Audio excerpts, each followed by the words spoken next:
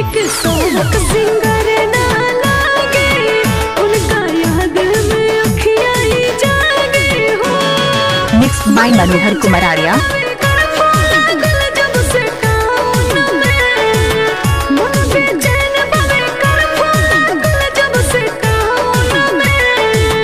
Dubai में फंस गइल बड़े भतार लॉकडाउन में, दुबई में फंस गइल बड़े भतार लॉकडाउन में, दुबई में फंस गइल बड़े भतार लॉकडाउन में।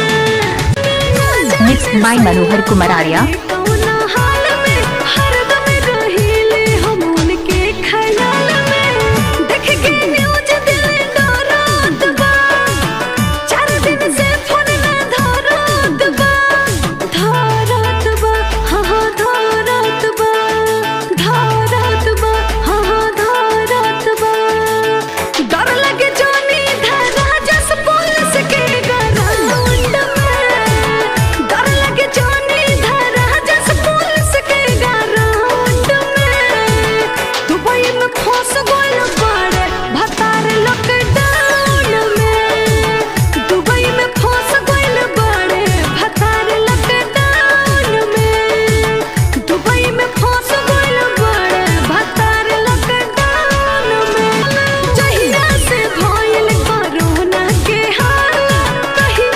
Mix by Manohar Kumar Arya.